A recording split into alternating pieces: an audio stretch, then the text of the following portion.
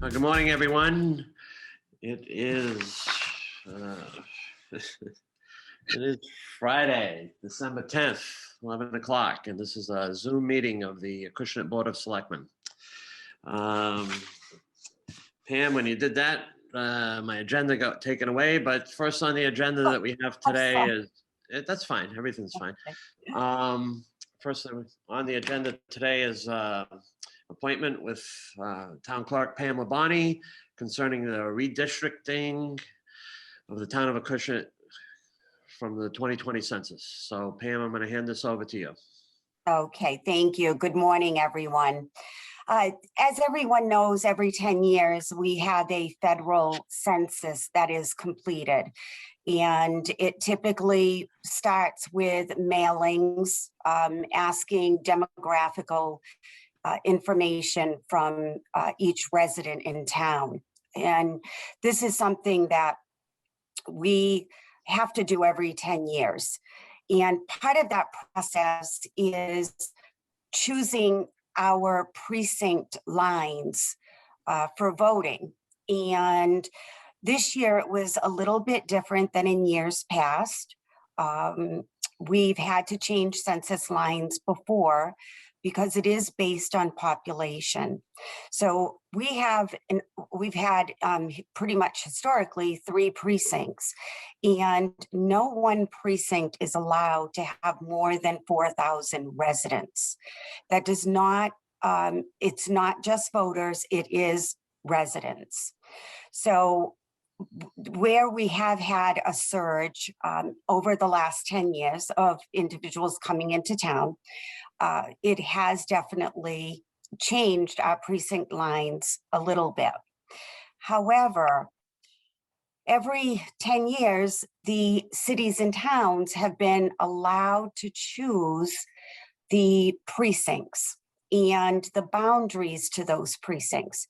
And unfortunately, this time around, the house lines were chosen before the city or town. And that the house lines and the congressional lines are when we vote for state primary or the state election, we are choosing a district representative to represent our town. And their lines are a little bit different than the cities and towns. We've pretty much always fallen within the same district. So we've always had one state rep. We've always had one congressional rep. This is a little bit different. This time around, the House lines were chosen before the cities and towns had the opportunity to choose our lines. And because of that, it created a number of sub-precincts. And the sub-precincts mean that one particular precinct will be split. So they will vote, one side will vote for one representative in the 8th district, and the other side will vote for the 10th district. So logistically, I'm not quite sure how it's going to work specifically for the voting, because this is brand new to all of us. But what I want to show you is the map that I have up. This is the map that we've been using for the last 10 years, okay? So everyone in the pink area is considered, that's considered precinct 1. Everyone within the green is considered precinct 2, and everyone in the purple is considered precinct 3. So you can see how they're all together. Again, over the last 10 years, we've always voted in the same, with the same ballot, with the same representatives representing the town. So what has happened, as I mentioned, with the sub-districting, I'm going to bring up the next map. This is the new map. This is the proposed map. And if you look along the lines of precinct 1 and 2 and 3, you'll see this black thick line. That black thick line represents the house lines.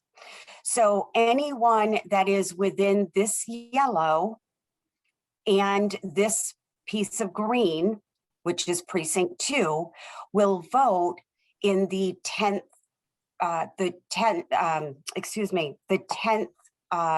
district versus everyone in the purple area and the remaining green area will vote in the 8th district. Okay, so that means we will have 2 different representatives representing our town. So when it comes to voting, I'm not exactly sure how it's going to affect this small section here, okay?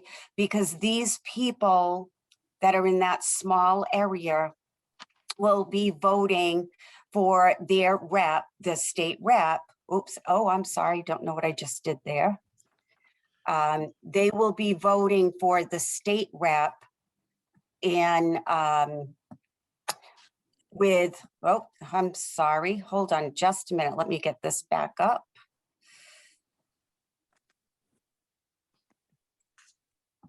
Okay, let me shrink this down.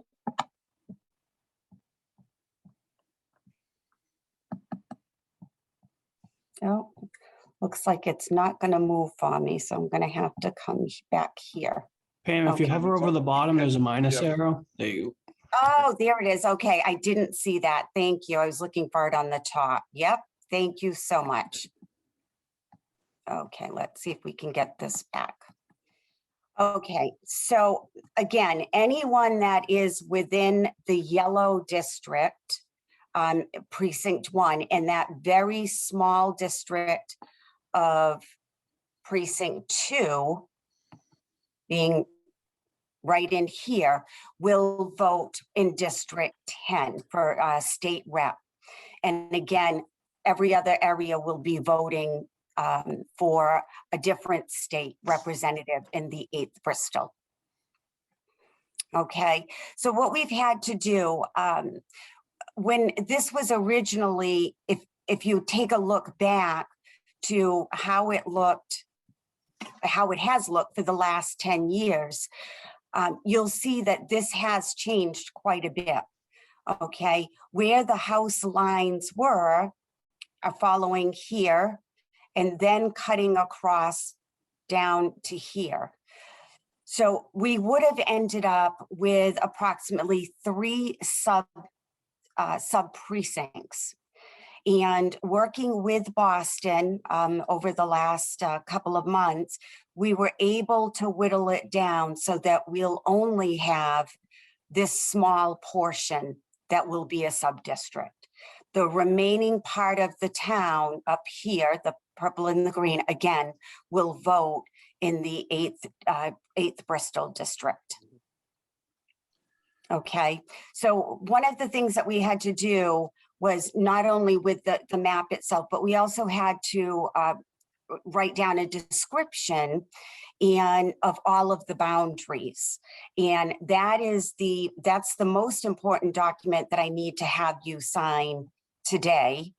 And that gives the breakdown of all of the boundaries from precinct 3, starting right up at the top near Freetown, all the way around up by the ponds and then back again. So this is the documentation of that particular, this happens to be precinct 1, but the next page is precinct 2 and 3. Any questions? Pam, I got paperwork here that shows where we sign. Is this Yes. something that needs to be brought over to the town clerk's office after this? No, if it can be scanned and sent over to me, we can do this all electronically. Okay. So I'll bring it over to them to scan it and send it to you. Yep, that's perfectly fine. That would Yeah. be fine. Okay. All right. Cool.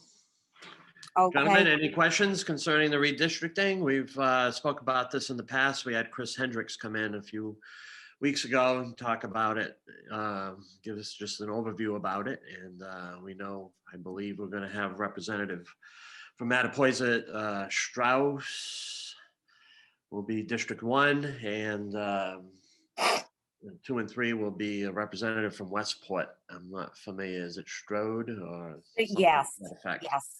Mhm. Oh, we just lost you, Dave. Oh, no, I'm here. Oh, okay, there you are. Okay, I lost you. Yep. Okay. So gentlemen, any questions? Mr. Wona, Mr. Gaspar? No, Thank you. leave it to government to make something that was simple to complicate it, right? Yeah. Exactly. And one thing I will say is I've always taken a lot of pride in being able to split the streets up so that all of one street is considered in one precinct rather than splitting it down the middle of the road. So all the odd is in one precinct and then all of the evens are in another precinct. Unfortunately, and I know that this was a problem, I believe, Mr. Gaspar, when you were campaigning, that you couldn't understand why you were going door to door with one on one side of the street and you thought no one was voting on the other side, but then you ended up having to go back because it was a different precinct. That's correct. That's Hathaway Road. Right. And I did correct a lot of that in 2010. However, if you take a look at the lines now, there's no way for me to get around it. A lot of the roads are going to be split, which is going to lead to, again, to more voter confusion when it comes time to going to the precincts. However, I think with us having all 3 precincts at the school, it's a lot easier. It's not as though someone has to drive across town to vote in a different district, in a different precinct. So having the one polling location will definitely be beneficial over the next few months. And the one other thing that I did forget to mention was local elections. Everyone will be voting, obviously, on the same ballot for the same individuals, because that would be local. So this will only affect the state and primary, which again is going to add to a little bit of confusion at the polls. But hopefully with our individuals that direct people, it won't be too much of an impact. Pam, can I ask you a question? I mean, it seems like it is going to create some confusion for those that are impacted by the redistricting. Are you looking at this, and are you going to send ahead of an election? Are you going to send out letters letting those people know who are impacted by this? Absolutely. We don't have that list as of yet from the state. What they're doing is they want to finalize the maps. Once that is done, they will give us a listing of each precinct, who has been impacted, who has not. And we will send out postcards to every individual, letting them know what their new precinct is. Okay, that's good. I think that's important to eliminate confusion for your office when you're at the polls, and to give people a heads up on what's going on. A lot of people are going to show up saying, "Hey, I'm precinct 2," and they're no longer precinct 2 to 3. I mean, 1. Exactly. And again, usually once people know they're precinct 1, then that's good. They know where to go. I think the real confusion is going to lie with that small pocket of town that's in that sub precinct, which is precinct 2. So they'll be voting in the local election for the entire time as precinct 2.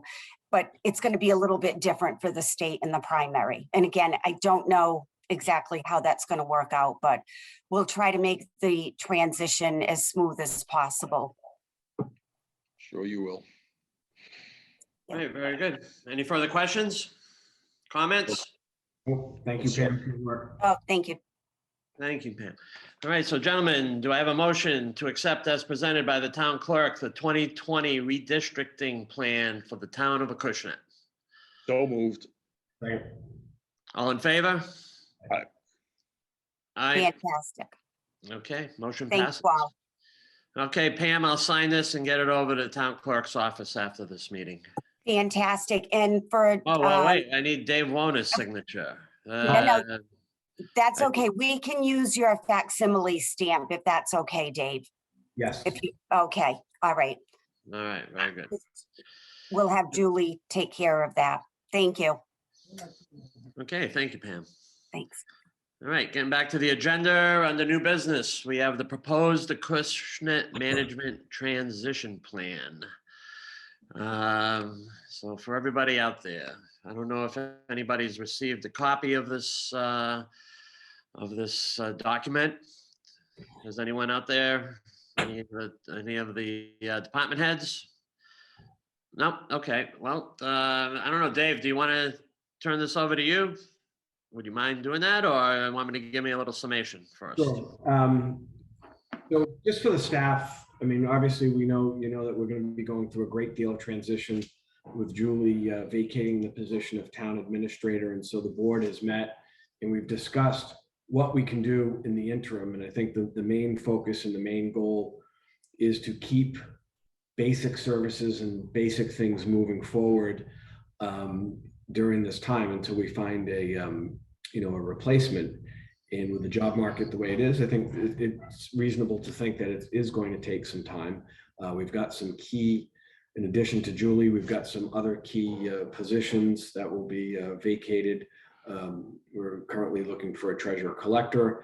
And so again, the board felt like it's really incumbent upon us to pitch in and help out best we can to provide the department heads the guidance and the support that they need in order to carry out the day-to-day. By no means are the selectmen going to be micromanaging things, but really, again, to serve as a backstop and a point of contact for department heads. And then each selectman will report back in to each other and to keep things moving. And one of the things that we've also talked about was asking department heads to, on a weekly basis, write up just a small 1-2 paragraph thing of what's gone on in your department during that week, and then also what you forecast to happen the following week. So again, that we can stay on top of things. And we've kind of just come out with a schematic of what department heads, each selectman will be responsible for, again, to serve as primary liaison, primary point of contact, not to supersede anything that anybody's doing or to undermine what anybody's doing, but again, just to provide some degree of stability for all the partners and our shareholders in town government. And I think it goes without saying, the most important thing that we can do between now and we find a replacement, it's budget season. We've got to close the books. We've got to get the end of the year done, and then also work closely with the finance committee to ensure that we're able to develop a budget. And then, of course, you're going to have some things because of the winter months, ensuring that roads are plowed and all that type of stuff going on. But I think it's safe to say, those of you who've been in a situation like this, where you get curveballs, you're showing your family, people just, all right, let's just do what we can. Let's not take on additional projects, issues. You guys, if somebody's on talking, if you can put everybody on mute, that'd be great. So that's, I think, the mindset of the board, and I hope that gives you a little bit of conceptual idea of how we plan to handle things and want to handle things. But rest assured that the board will be working overtime to ensure stability and to find suitable replacements for these key positions. We're not just going to jump in, hire anybody just to fill the slot. We want to make sure that we find somebody who fits with the community, is in chemistry with the Board of Selectmen, and most importantly, it's chemistry and works well with others in town government. So, like with Dr. Bailey, although not under the purview of the Board of Selectmen, I think it's really critical to provide that level of support for you in the school department, especially as you look with your budget. And so we'll address that. Council on Aging, library, and all those folks will maintain level of contact. So Dave, I don't know if you want to share with who's going to do what, but Yeah, just I have that here in front of me. This is just a general outline, which can be adjusted as we go on. We are anticipating, we did post for a interim town administrator, and we've received 3 applications as of yesterday for that position. And so we'll be looking through those over the next week or so, and trying to make a decision on that. As you know, the Selectmen's office has been kind of put behind the 8 ball a little bit because of COVID. So we are working ahead with things. And, I guess you just have to understand that it's going to be a little slow. I anticipate things, just being slowed down somewhat. But I think as Dave mentioned, we have some priorities put out there. And if we keep those at the forefront, we'll see how it all rolls. But what we've broken things down to, just as in a general idea, is myself doing the day-to-day things, day-to-day operations here at the Selectmen's office.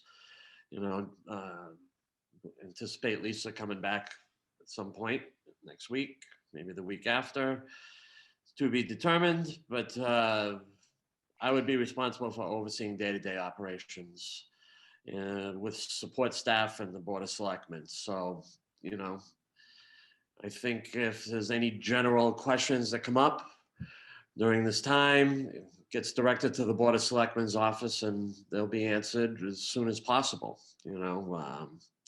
Emergencies, of course, we'll handle those and put them to the top of the line quicker. But I'm hoping that over the next couple of months, things are just rolling along, and that, we don't have some serious issues. Vice Chairman David Wona, responsible for serving as primary liaison to police, fire and EMS, EMA and schools, and the building department. So once again, for the people in those departments, that's Dave Wona, police, fire, EMS, EMA, and schools, and the building inspector. And for Selectman Gaspar, looking at questions to be directed for Finance Department, Concom, and DPW. And so, we're hoping to work that way with everybody. And as Dave mentioned, weekly reports just to keep us up to speed. It can be very brief. Nothing happened. And, if there's concerns for the next week or so, bring them to our attention and they'll be addressed. So. I think, Dave, on those reports, we'll either through Lisa or Laurie in the department, get them into one central location, and then they'll collate them and put them into a report for us by Friday. So if we get like a Friday deadline by 10 o'clock a.m., and then they can put it together and get it off to the board. But again, any other department, whether it's duly elected boards, Board of Health, assessors, selectmen, any other elected boards, get a hold of one of the selectmen and we'll work through it. Mr. Gaspar, any comments? No, sir. Mr. Chairman, I think everything's been said today that needs to be said. I would just like to make a comment to department heads that, this is a transition period. We've seen this in 2016. It was a tough go at it. So I would expect everybody, all our department heads, to step up as you always have, and just do your job as best you can, and try to work out any issues that you have in your department, which most of you do on a regular yearly basis anyway. So let's not cause any friction, unnecessary friction that we don't need through our departments right now. And everybody needs to work together more so now than what we have in the past, because we don't have a town administrator. But we could easily manage through this as long as everybody steps up and does their jobs accordingly. Does any department heads or anyone else in the Zoom meeting have any questions or comments or concerns? I'm sorry, I have a question. David, David Sorry. Warner, you said the assessor should, I should answer to my board directly, or do you want me to answer to one of the selectmen as well on the weekly basis? Kelly, I think it would be helpful. I mean, obviously you have a separately elected board. I mean, whatever information that you would think you would be sharing with the town administrator, just look at us as that, right? And so if you, on a weekly, if you had nothing to share with the town administrator, then there's nothing for you. But if you feel like there's something that we should know about, please, just email, get it to Lisa or Laurie, and we'll take care of it that way. And if there's something you Okay, need. fair enough. Thank you. Anybody else? Hi, Dave. Can you hear me? Yes. It's Mike Boucher, Finance Committee. Yes. Mhm. I just want to let you guys know, we're going to be starting our budget hearings on January 19th. And if there's any chance that we could meet with the Board of Selectmen, maybe either January 5th or January 12th, before we start our hearings, just to get a little insight, and if there's any changes between now and then, just make us aware of that, if that's a possibility. Well, speaking for myself, I was, I'll just say it straight out. It was a little disappointing that things didn't happen like they were supposed to last week or this week, Right. I should say. And I want to keep it on the forefront.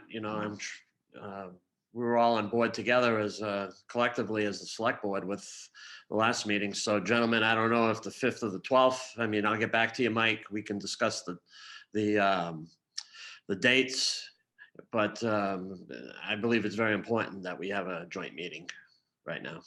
Absolutely. I agree, Mr. Chairman and Chairman. Maybe Mr. Boucher, you and Mr. Gasper, who's our finance liaison, could maybe huddle even before then, and then come up with a plan as to what you want to present to the board. But I think, as we've done in the past, we can get an overall fiscal health. I think that would be really helpful. And I know, Kevin, you've got that stuff in the at the tip of your fingers, and so I know you can get through that pretty easily. Yeah, Mr. Chairman. Yes, Mr. Gaspar.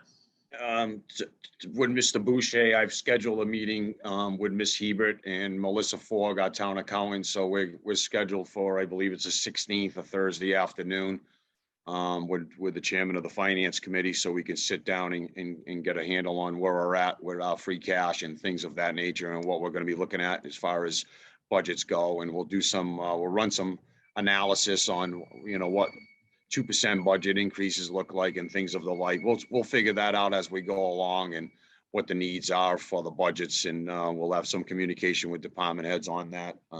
We would always ask, as we always ask, don't ask for unrealistic things. Don't ask for wish list things that we don't necessarily need. But we'll see what the finances look like, and once we get closer to year end, and hopefully, I don't know if the books are going to be closed by year end. I'm hopeful, but not that hopeful that it's going to be closed out, just due to the employee constraints that we've had in the town accountant's office. So we're going to work on it. Ms. Hebert, Melissa Fogg, the town accountant, and I think it's next week, next Thursday, Mr. Boucher and I have a scheduled meeting already. I did that yesterday. I scheduled that meeting in yesterday. So we should be, Mr. Boucher and I should be brought up to date for our joint meeting with the FinCom when that hits in January. Well, very good. Very good. Mr. Chairman, I can just again share this Mr. with Warner. Mr. Warner. heads as far as, if you're trying to think of, right, well, what's best to communicate and for content, I guess as a general rule, if you think something you wouldn't want to see on the front page of the newspaper is definitely something that you want to let the selectmen know about. And I think if it's in that category, sooner than later, not at the end of the week for the report. So don't let that, that report drive what you feel is something that's, absolutely has to. Don't feel like, well, I got to wait until the end of the week. So if it's something that, again, you think you wouldn't want to see on the front page of the newspaper, get a hold of, Mr. DeRoche as the day-to-day, but, some of the other, less important things, you can absolutely wait towards the end of the week. And I can receive emails for those of you who don't have my email address. It's selectmenderoche@acushnet.ma.us. And that's DES. Well, you can see on my, right there. On my picture, how to spell my last name. So, but short of that, anything else? Just wishing everyone a good weekend. Mr. Chairman, Yes, Mr. Gaspar. can I make a recommendation to have an executive session scheduled for Tuesday night? We have a meeting on Tuesday night. That is correct, right? That is correct. Can we add executive session? I don't see why not. That hasn't, I don't believe that's been posted yet. But if it has been, we can, We are in the 48 hours and we can revise the agenda if it has been posted. that's correct. That's correct. Very good. Thank you, Mr. Chairman. You bet. Okay. Well, if there's nothing else, do I have a motion to adjourn? So moved. All in favor? All right. Well, thank you very much, everyone, for attending, and have a good weekend. Have a great weekend.